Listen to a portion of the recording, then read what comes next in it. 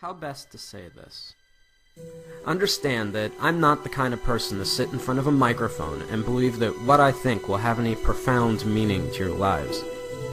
But you see, although what I have to say may upset a few of you, a few months ago I had one of those life-changing moments that forced me to realize that I've made a lot of stupid mistakes in my life.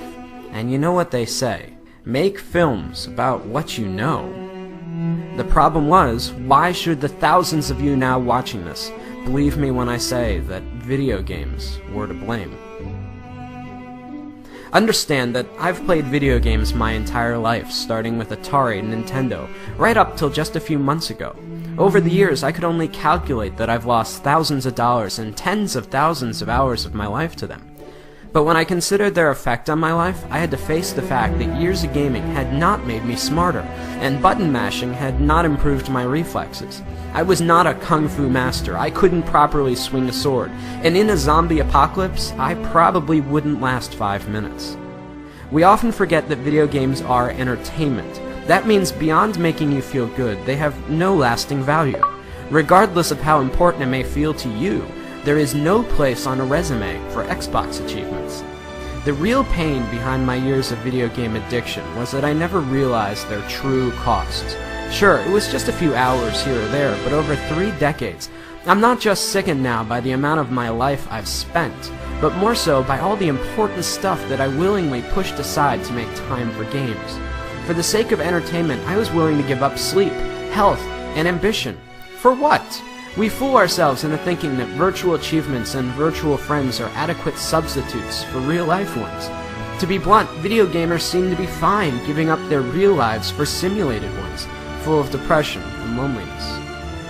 I know the true cost of gaming are all those lost years that I could have spent with friends, creating art, or being a better husband. 3 months ago, I had to face the facts that I was alone, overweight, and divorced. If there's a moral to this lecture, it's that as much as we may want one, life does not have continues. For much of my life, I was eager to trade away countless opportunities, friendships, and love for experiences that don't really exist. I guess what I'm saying is, it took me a long time to figure all this out, and along the way, I missed out on a lot of life. At the risk of sounding like an after-school special, don't allow something as stupid as video games consume the best years of your life at the expense of all the greatness you could achieve. Consider this my promise. That's a mistake I don't plan to make again.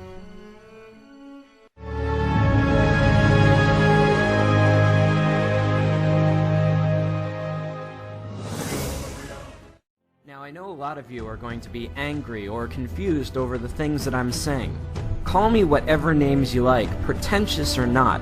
Understand that while I don't hate video games or the people that make them, I'm still worried about their overwhelming negative effects that they've had on my generation. But halfway through animating this film, I came across a documentary about the Penny Arcade convention, and that's when it hit me. Healthy gamers do not dwell away on the games, but instead embrace the community.